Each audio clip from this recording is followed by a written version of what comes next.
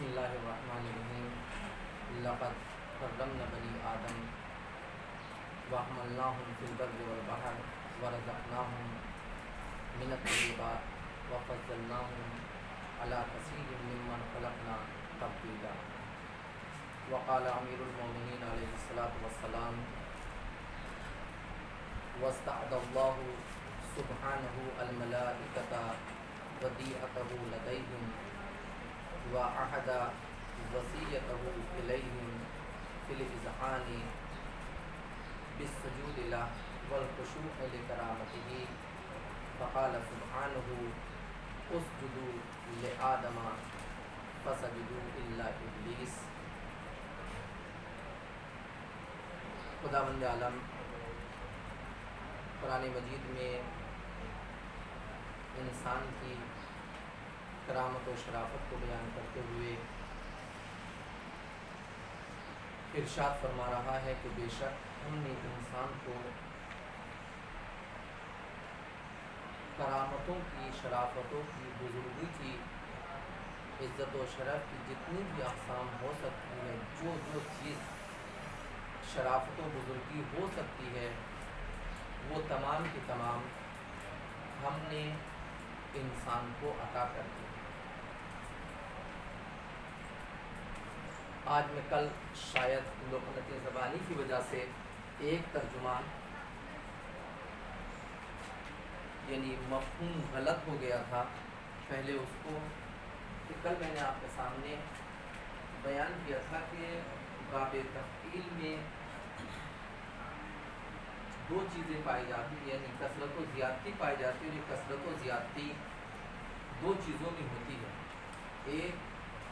خود فعل کے اندر کثرت و زیادتی، یعنی جو فعل استعمال ہوا ہے خود اس میں، مثال دیجیے طواف زید کہ زید نے بہت زیادہ طواف کیا، تو یہاں پر لقد کرمنا یعنی خدا بند عالم نے بہت زیادہ کرامت و شرافت اس انسان کو عطا کی۔ جو بھی کرامت و شرافت ہو سکتی ہے، جس کو بزرگی، سربلندی کہا جا سکتا ہے، وہ تمام کی تمام شرافت و کرامت خدا بند عالم نے انسان کو ودیت کر دی۔ دوسرے تھا کثرت و زیادتی خود مفعول میں، مثال دی گئی تھی غلقت الابواب، میں نے تمام کے تمام دروازے بند کر دیے۔ تو وہاں پر جو میں نے ترجمہ کر دیا تھا وہ یہ کہ ہم نے انسان کو یہاں پر بھی یہی ترجمہ کر دیا تھا کہ ہم نے انسان کو جتنی بھی اقسام ہو سکتی ہیں شرافت و کرامت کی، جیسے تمام کے تمام دروازوں سے، اس طریقے سے میں نے تعبیر کی تھی، جو رکنے کی زبانی کی وجہ سے کہ اس پر ذہن حاضر نہیں تھا، شاید اس وقت وہاں پر جب بعد میں سنا تو اس کی طرف متوجہ ہوا کہ غلط ہوا، اس لیے اس کو بیان کر دینا بھی ضروری ہے کہ غلقت الابواب کہ میں نے تمام کے تمام دروازے بند کر دیے۔ تو وہاں پر کہ جتنی بھی کرامت و شرافت کی اقسام ہیں وہ ساری کی ساری جو میں نے بیان کیا تھا کہ میں نے ساری کی ساری اس انسان کو عطا کر دی ہے۔ یہ جو کرامت و شرافت جتنی بھی اس کی اقسام ہے، یہ کچھ پہلے معنی سے سمجھ میں آتا ہے۔ یہاں پر کیا تھا؟ یہاں پر ہے کرمنا بنی آدم، بنی آدم یہاں پر مفعول ہے، یعنی ہم نے تمام بنی آدم کو، ایک ایک فرد کو، جو بھی بنی آدم میں شامل ہے، ان تمام بنی آدم کو ہم نے کرامت و شرافت عطا کی۔ تو وہاں پر جو میں نے کہا تھا تمام کرامت و شرافت کو پہلے والے معنی میں تھے، یہاں پر جتنے بھی بنی آدم، جو بعض مفسرین نے یعنی اس سے ہم یہ نتیجہ نکال سکتے ہیں، جو بعض مفسرین نے کہا ہے کہ اس کرامت و شرافت میں تمام کے تمام بنی آدم یا تمام مخلوقات شامل ہیں، جو اعلیٰ کثیر کے اوپر جا کر وہ کیا نہیں، بلکہ کرامت و شرافت تمام کے تمام، چاہے وہ مومن ہو، یعنی ابتدا اصل جو خدا بند عالم نے جو بذات کرامت و شرافت ہے، جو استعداد و صلاحیت ہے، وہ خدا بند عالم نے تمام انسانوں کے اندر برابر سے رکھی، چاہے وہ کوئی بھی، اس لیے کہ جب انسان اس دنیا میں آتا ہے تو اسلام کا قانون یہ ہے کہ وہ فطرت اسلام پر پیدا ہوتا ہے۔ اب جب فطرت اسلام پر پیدا ہوا ہے تو جتنی بھی کرامت و شرافت انسان کے اندر ہونا چاہیے، اس کی ذات کے اندر ہونا چاہیے، وہ تمام کے تمام اس کے اندر موجود ہیں۔ اب یہ ہے کہ تربیت کرنے والے وہ ماحول، جیسا کہ خود حدیث پیغمبر بھی ہے کہ بچہ تربیت یعنی اسلام کے اوپر پیدا ہوتا ہے، پھر یہ تربیت کرنے والے ہوتے ہیں کہ کبھی اس کو یہودی بنا دیتے ہیں، کبھی عیسائی بنا دیتے ہیں، کبھی مشرک ہے تو اس کو مشرک بنا دیتے ہیں، جو بھی تمام کی تمام، یعنی جو جیسا تربیت کرنے والا ہوتا ہے پھر اس انسان کو ویسی ہی شکل میں ڈھال دیتا ہے۔ تو یہاں پر تمام بنی آدم شامل ہے کہ چاہے وہ کوئی بھی ہو، کسی بھی مذہب و فرقے سے تعلق رکھتا ہو، کسی بھی مذہب سے کسی بھی دین سے تعلق رکھتا ہو، وہ تمام کی تمام، یعنی جب بذات جو خداوند عالم نے عطا کی تھی وہ اس کے اندر پائی جاتی ہے۔ آج جو مجھے آپ کے سامنے ذکر کرنا ہے کہ انسان دو چیزوں کا مجموعہ ہے، جو قرآن مجید نے بھی جس کا تذکرہ کیا۔ یہ کرامت و شرافت انسان کو دو طریقے سے خداوند عالم نے عطا کی۔ ایک کرامت و شرافت جسم کے اعتبار سے انسان کو عطا کی گئی ہے، دوسرے کرامت و شرافت روح کے اعتبار سے عطا کی گئی ہے۔ کرامت و شرافت جو انسان کو جسم کے اعتبار سے، اس کی ساخت کے اعتبار سے، اس کی اس بناوٹ کے اعتبار سے جو خداوند عالم نے عطا کی ہے، اس میں ایک مقام ہے کہ جہاں پر خود انسان کی تعریف کی گئی ہے، اور دوسرے وہ ہے کہ جس میں انسان کو خلق کرنے کے بعد خداوند عالم نے اپنے کمال کو ظاہر کیا، اپنی فضیلت کو بیان کیا۔ تو ایک مقام پر انسان کی خلقت سے اپنی بزرگی، اپنی شرافت، اپنے کمال کو بیان کر رہا ہے، اور ایک مقام پر خود انسانی کمال کو بیان کیا جا رہا ہے۔ تو پہلی چیز لقد خلقنا الانسان فی احسن تقویم، میں نے اس میں لکھا ہے کہ اس آیت میں انسانی جسم کی ساخت کی عظمت و بزرگی کو بیان کیا گیا کہ ہم نے خود اس انسان کا یہ جسم ہے، جس وقت آپ تفاسیر دیکھیں گے تو اس تفاسیر میں آپ کو جو ہے اس کی مختلف معنی اور وہ تفسیر ملے گی کہ کس اعتبار سے خداوند عالم نے اس کو تمام مخلوقات سے بہتر بنایا۔ تو سب سے پہلی چیز کہ ہم نے اس انسان کو اس جسم کی بناوٹ کے اعتبار سے، اس کی ساخت کے اعتبار سے ہم نے اس کو بہترین شرافت و کرامت عطا کی۔ دوسرے فتبارک اللہ احسن الخالقین، یہاں پر خداوند عالم نے سب سے پہلے خود اپنی تعریف تبارک اللہ، پھر احسن الخالقین، احسن الخالقین کہہ کر خداوند عالم نے پہلے کہ میں اتنا بہتر بہترین بنانے والا ہوں، بہترین خلق کرنے والا ہوں، اس کے ذریعے سے اس نے انسانی جسم کی تعریف کی ہے کہ میں اتنا بہترین جسم بنانے والا ہوں۔ اور جب آپ اس کے بارے میں معصومین کے اقوال دیکھیں گے تو آپ کو پتہ چلے گا کہ انسانی جسم کے اندر خداوند عالم نے کون کون سی، خود مولا کائنات کے قول ہے کہ اے انسان تو کیا سمجھتا ہے کہ تیرا جسم ایک چھوٹا سا جسم ہے؟ کہا نہیں، بلکہ تیرے اندر عالم اکبر سمایا، پوری کائنات سمائی ہوئی ہے تیرے جسم کے اندر۔ تو یہ صرف تم اس کو چھوٹا سا جسم نہ سمجھو، تمہارے جسم کے اندر پوری کی پوری کائنات کہ اگر تم اس کو سمجھنا چاہو۔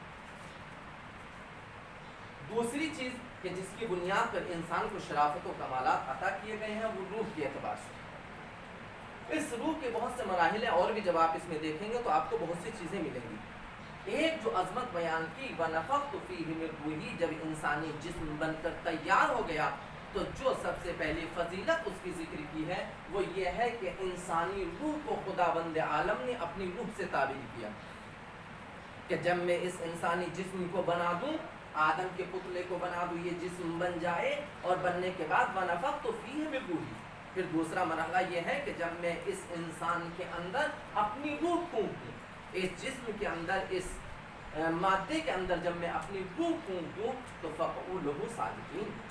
تم سب کے سب سجدے میں گر جانا۔ تو دو اعتبار سے، ایک یہ اس کی روح خداوندی، کائنات میں کسی بھی مخلوق کی کسی بھی شے کو خداوند عالم نے انسان کے علاوہ، مثلا جیسے ملائکہ نور ہے، لیکن ان کو یہ نہیں کہا کہ میں نے ملائکہ کو اپنے نور سے پیدا کیا، اپنی طرف نسبت دے کر کہیوں کہ میں نے اپنی اس فلا، لیکن یہ کہا کہ فَقَوْا لَهُ فَنَفَخْتُ فِيهِ مِن رُوحِي، اس انسان کے اندر جو روح ہے وہ میری روح ہے۔ تو جب تک انسان اس روح کا شکر ادا کرتا رہے گا یہ ترقی ہی حاصل کرنی چاہیے۔ پھر اس کے بعد کہا اس روح کی عظمت یہ ہے،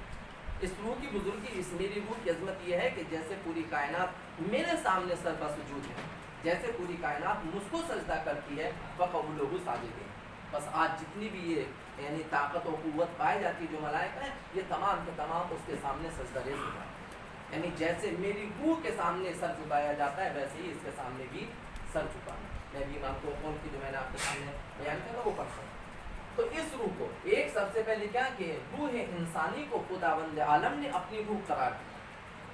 دوسرے کیا کہ اس کے سامنے ملائکہ کو سجدہ کرنے کا حکم دیا کہ تم سب کے سب اس کے سامنے سجدہ کرو. دوسرے وعلمہ البیان، اس روح انسانی کو ہم نے بیان، ہم نے تعلیم دی. خدا بند عالم کہہ رہا ہے کہ میں نے تعلیم دی ہے، بیان دی. اب وہ کیا، جب آپ اس کی تفسیر دیکھیں گے تو آپ کو پتہ چلے گا کہ اس میں خدا بند عالم نے کیا کیا چیزیں، جیسے میں نے پہلے ایک تفسیر کا حوالہ دیا تو اس کو پڑھیں گے تو اس میں بہت سے نکات آپ کو نظر آئیں گے. تیسری چیز وَعَلَّمَ الْإِنسَانَ مَا لَمْ يَعْلَمْ، ہم نے انسان کو جو وہ نہیں جانتا یا جس کو وہ نہیں جان سکتا تھا، ہم نے ان تمام چیزوں کی بھی تعلیم انسان کو دے دی. یہ روح انسانی، جسم کو کوئی وہ نہیں، جسم تو ایک ذریعہ، ایک وسیلہ ہے علم حاصل کرنے کا. اصل روح کو علم حاصل ہوتا ہے، اصل روح معلومات حاصل کرتی ہے. تو یہ جسم فقط ایک وسیلہ ہے، لیکن خدا بند عالم کہتا ہے کہ اس جسم کے ذریعے سے تم جن علوم تک، جن چیزوں تک نہیں پہنچ سکتے تھے، ان تک بھی ہم تم کو پہنچا دیں گے. علم الانسان ما لم یعلم، جو تم چیز نہیں جان سکتے تھے یا نہیں جانتے ہو، ہم نے وہ چیز بھی تم کو عطا. اب میں اس سے پہلے کہ یہ بیان کروں، اس کے متعلق مولا کائنات کی حدیث کی جو میں نے آپ کے سامنے بھی پیش کی تھی، یہ بہار الانوار، اس کا حوالہ لکھ لیں. بہار الانوار جلد 74 صفحہ 303.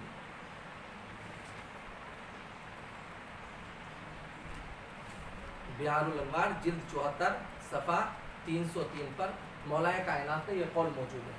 کہ جس میں امام نے ارشاد فرمایا وَاسْتَعْدَ اللَّهُ سُبْحَانَهُ الْمَلَائِكَةَ. استعدا ادا سے، ادا یعنی پورا کرنا، انجام دینا، ادا کر دینا، جو ہمارے یہاں بھی استعمال ہوتا ہے. باب استفعال سے ہے. باب استفعال کے معنی ہے طلب کرنا، یعنی جو مادہ ہے اس کو طلب کرنا، چاہنا. خدا یعنی معصوم ارشاد فرماتے وَاسْتَعْدَ اللَّهُ سُبْحَانَهُ الْمَلَائِكَةَ، خدا بند عالم نے، اللہ سبحانہ تعالی نے ملائکہ سے طلب کیا، چاہا کیا، وَدِيعَتَهُ لَدَيْهِمْ، خدا بند عالم نے ملائکہ سے چاہا، کیا چاہا کہ وہ ادا کرے. کس چیز کو ادا کرے، کس چیز کے طلب کرنے، کس چیز کو ادا کرے. وَدِيعَتَهُ لَدَيْهِمْ، اس ودیعہ کو، اس امانت کو کہ جو ہم نے اس کے حوالے کی تھی. آپ نے ودیعہ کی تعریف پڑھی ہوگی جس میں کہا گیا کہ استنابۃ الغیر فی حفظ المال،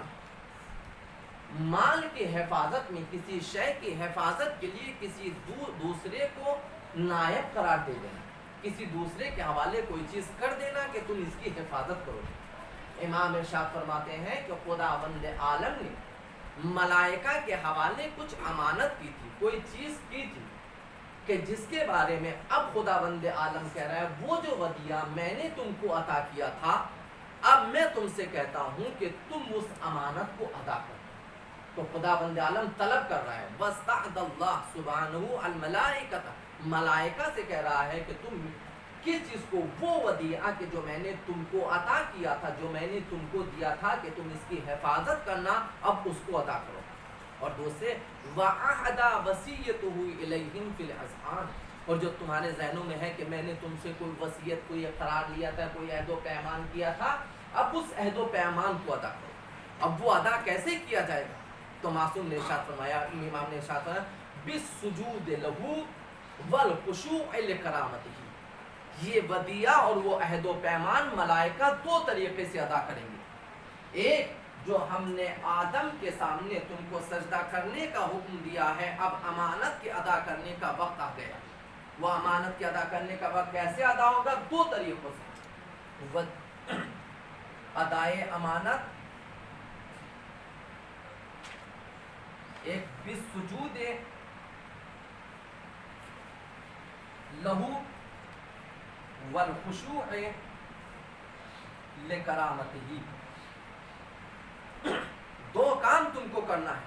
اگر تم میری امانت کو ادا کرنا چاہتے ہو. میں بھی آپ کے سامنے یہ قول پڑھوں گا، اس سے سمجھ میں آئے گا کہ اس کے کیا ہے.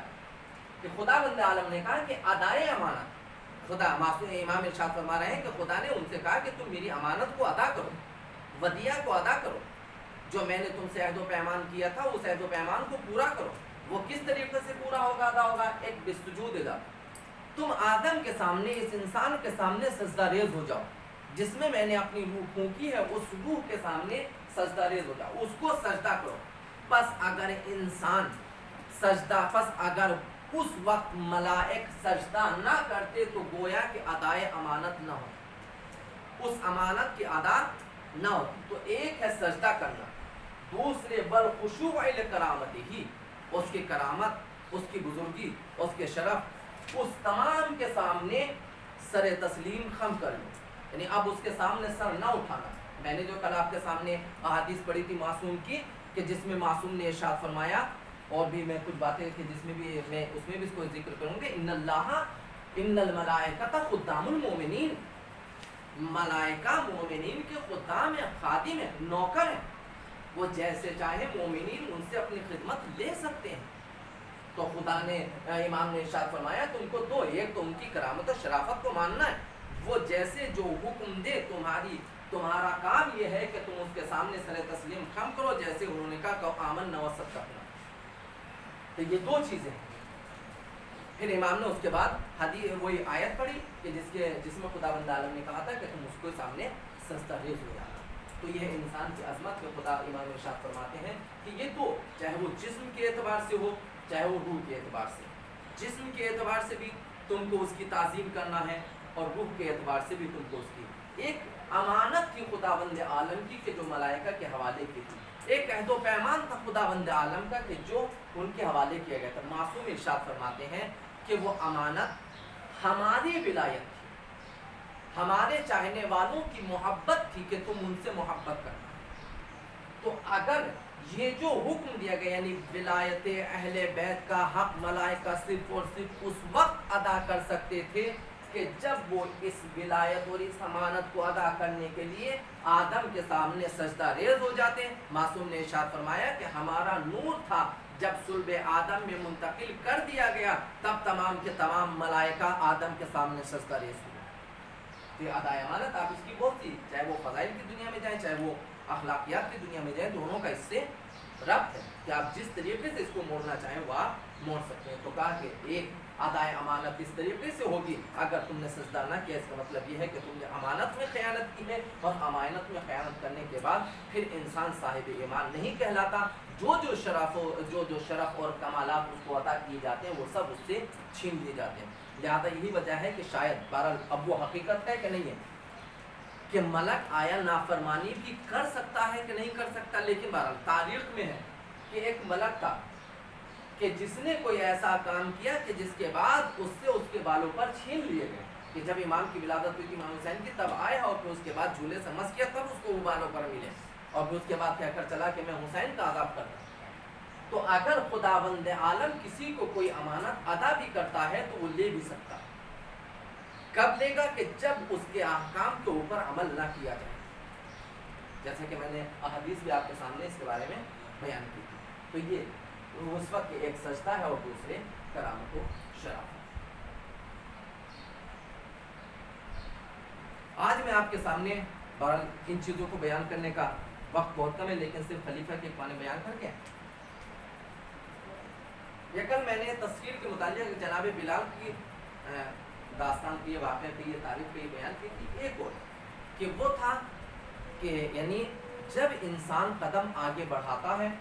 तो फिर खुदावंद आलम उसको मंजिल कमाल तक पहुंचा देता है, जैसा कि जनाब बिलाल और दूसरे साहबियों को अता किया। सवाल ये पैदा होता है कि आया तस्खीर कायनात भी इंसानों के, यानी तस्खीर का मतलब ये जो चीज़ जिसकी जो तबीयत है उस तबीयत को, जो मौज़े की भी एक तरीके से तारीफ की गई है कि जो तबीयत है किसी शय की, उस तबीयत से उस शय को हटा देना, बदल देना, चाहे थोड़ी ही देर के लिए। तस्खीर का मतलब ये है कि अगर मसलन इस वक्त दिन निकल रहा है, इंसान चाहे कि ये दिन रात में तब्दील हो जाए, या अगर दिन है तो इसी तरह से अभी रुका रहे, रात में तब्दील ना। या मसलन ज़मीन का काम यह है कि जब इसमें कोई शय मिलती है तो उसको फना कर देती है। कोई भी शय इसमें जाएगी مثلا خصوصاً انسانی جسم جب اس مٹی میں ملے گا تو ملنے کے بعد کچھ دن تک تو باقی رہے گا، اس کے بعد دھیرے دھیرے گلنا شروع ہوگا، سڑنا شروع ہوگا، اور پھر اس کے بعد وہ مٹی بن کر ختم ہو جائے گا۔ تو اگر اس کائنات میں کچھ ایسی شخصیتیں ہوں کہ جن کو مرنے کے بعد اس زمین میں دفن کیا جائے، لیکن صدیاں گزر جائیں، صدیاں گزرنے کے بعد بھی اس کا جسم صحیح و سالم رہے، اس کا مطلب یہ ہے کہ یہ زمین اس انسان کے اوپر، اس انسانی اس مردہ جسم کے اوپر بھی اپنی ولایت نہیں رکھتی کہ اس کو ختم کر سکے۔ یہ انسان آج بھی اس کے اوپر ولایت رکھتا ہے، جبکہ اس کے اندر اب وہ روح نہیں ہے کہ جو ظاہراً نکل چکی ہے، یہ جسم ہے، لیکن چونکہ اس جسم کو اس بندے نے اپنے خالق کے سامنے ایسا جھکایا تھا کہ اس زمین کے اندر اب وہ ہمت نہیں ہے، وہ طاقت نہیں ہے کہ اس انسانی جسم کو خراب کر سکے، برباد کر سکے۔ جیسے جناب حر کی بھی قبر کھودی گئی، آپ تاریخ پڑھیے گا، میں صرف حوالہ دے رہا ہوں۔ جناب حر کی قبر کھودی گئی، لیکن جب قبر کھدوائی ہے بادشاہ نے تو اس کو یہ معلوم تھا کہ امام حسین نے حر کی پیشانی پر ایک رومال باندھا تھا، تو اس نے کہا کہ وہ سیدہ کا رومال اگر یہ واقعی سچا چاہنے والا تھا اور امام کے اوپر قربان ہوا ہے تو پھر وہ زندہ، اس کا جنازہ صحیح و سالم ہوگا، جسم صحیح و سالم ہوگا، لہذا قبر کو کھودا جائے، میں چاہتا ہوں کہ وہ رومال ہو۔ تو قبر کھودی گئی، قبر کھودنے کے بعد جسم کو تو دیکھا کہ جسم بالکل صحیح و سالم ہے۔ جیسے ہی پیشانی سے رومال کو ہٹایا، فوراً اس پیشانی سے خون کا فوارہ، تازہ خون جاری ہو۔ بتائیے انسان جو مر چکا ہے جب تک اس کا جسم گرم رہتا ہے تب تک تو یہ تمام کی تمام چیزیں نکلنے کا رہتا ہے، لیکن جب انسانی جسم ٹھنڈا ہو جاتا ہے پھر خون اس کے بدن سے نہیں نکلتا۔ لیکن مدتوں کے بعد جب جناب حر کی قبر کو کھودا گیا اور کھودنے کے بعد پھر بھی ان کی پیشانی سے جب وہ رومال ہٹایا گیا تو تر و تازہ خون نکل رہا ہے۔ میں بتا دوں گا، میں اس کو دیکھ کے بتاتا ہوں۔ تو ایک یہ، دوسرے جناب حجر بن ندی جو آج ہمارے زمانے میں کھودی گئی، مسمار کیا گیا۔ جب آپ ان کی شہادت کے واقعات کی جو فلم بنی، اگر اس میں نہیں تو جو واقعات آپ اس کو پڑھیے گا کہ آج اتنے مدتوں کے بعد کھودا گیا لیکن جسم ویسے ہی صحیح و سالم نکلا۔ یہ جسم کا صحیح و سالم نکلنا اس بات کی علامت ہے کہ زمین ہے سب کچھ، لیکن خداوند عالم کا ہم نے تم کو اس کے اوپر قدرت حاصل کی ہے، وہ زمین تمہارے اوپر قدرت نہیں رکھتی۔ ہم نے تم کو حکومت دی ہے، زمین تمہارے اوپر حکومت نہیں رکھتی، تم زمین کے اوپر حکومت کرتے ہو۔ تو تمہارا جسم جو حاکم ہوگا، محکوم، اس کو کوئی اذیت نہیں پہنچا سکتا۔ تو جب تک وہ اپنے آپ کو محکوم سمجھتا رہے گا، ہر انسان نافرمانی پروردگار کر سکتا ہے، یہ جمادات نافرمانی پروردگار نہیں کر سکتے۔ ان کو معلوم ہے کہ میں اس انسان کی محکوم ہوں، زمین کو معلوم ہے کہ میں اس انسان کی محکوم ہوں، یہ میری محکوم، یہ میرا محکوم نہیں ہے، لہذا اس کے جسم کو کبھی بھی کوئی نقصان نہیں پہنچا سکتا۔ یا مثلا آگ کی طبیعت، آگ کی فطرت انسان کو جلا دے گا، لیکن جب انسان مطیع کامل ہو جائے گا تو پھر یہ آگ بھی اس کو کچھ، جناب ابراہیم کی داستان قدرتی جگہ پر لے گا، آپ کہیں گے کہ وہ نبی ہارون مکی کہ آئے ہیں امام کی خدمت میں، امام نے کہا سلام کیا، جواب سلام دیا، کہا کہ جاؤ جلتے ہوئے تنور میں کھولتے ہوئے کہ جس میں آگ نکل رہی تم اس میں کود جاؤ۔ جناب ہارون اس تنور میں بغیر کچھ پوچھے ہوئے، جب وہ چاہنے والے دعویٰ کر رہے تھے کہ ہم آپ کے چاہنے والے، آئیے آپ احتجاج کیجیے، آپ نکلیے، حکومت کے خلاف آواز اٹھائیے، ہم آپ کا ساتھ دینے کے لیے تیار ہیں۔ تو امام نے اس سے کہا تھا کہ آؤ تم اس تنور میں کام ہونا، میں آپ کی مدد کرنے کے لیے، آپ اس کو جلا رہے ہیں۔ تو ایک وہ بھی چاہنے والا تھا جو یہ کہہ رہا تھا کہ ہم آپ کی مدد کرنے کے لیے تیار ہیں۔ تو امام پھر اس سے باتیں کرنے لگے، اس کے شہر کے بارے میں پوچھنے کیا ہے، تب ہارون مکی آئے، آئے سلام کیا، سلام کرنے کے بعد امام نے جواب کیا، فوراً کہا کہ تنور میں کود جاؤ۔ یہ جناب ہارون تھے کہ جنہوں نے کوئی سوال نہیں کیا، فوراً کود گئے۔ امام نے غلام سے کہا کہ تنور کو بند کر دو، بند کر دے کہ جب تھوڑی دیر گزری اب اس کے دل میں کہ یہ کیا، وہ تو جل بھن کے ختم ہو گیا ہوگا۔ لہٰذا امام سے کہا کہ مولا آپ تو جا کر دیکھ لیجیے، وہ تو بیچارہ جل بھن کے ختم ہو گیا ہوگا۔ کہا اچھا چلو جب تم کہتے ہو تو آپ دیکھ لیتے ہیں۔ جب گئے تو کیا دیکھا کہ آگ پھولوں سے تبدیل ہو چکی ہے اور ہارون مکی اس میں بیٹھے ہوئے تسبیح پروردگار کرتے ہیں۔ تو جب انسان ہے، جیسے میں نے جناب بلال کا کہ جب تک بلال اذان نہ دیں گے، اگر یہ واقعہ صحیح ہے اور ہے ہمارے یہاں، کچھ اہل سنت نے اس کا انکار کیا، وہ بہت سی روایات کی بنیاد پر، کہ جب تک یہ اذان نہ دیں گے تب تک نہ نکلے گا سماج کا. تو یہ تمام کی تمام چیزیں وہ ہیں کہ اگر ہم اپنے آپ کو مطیع فرما کردار بناتے ہیں، اگر ہم اپنے آپ کو خدا بند عالم کے احکام کے سامنے سر بسجود ہو جائیں تو پھر کائنات ہماری ہو جائے گی، ہم کائنات کے سامنے سر نہیں جھکائیں گے. تمام کی تمام اشیاء اس انسان کے غلام ہو جائیں گی، اس انسان کے سامنے سر بسجود رہیں گی. بس شرط یہ ہے کہ من عمل صالحا من ذکر او انثی وہو مؤمن، عمل صالح بھی ہو اور ایمان بھی ہو. یہ دونوں چیزیں اگر ہیں تو پھر انسان کامیاب ہے. انسان اس کائنات کا حاکم،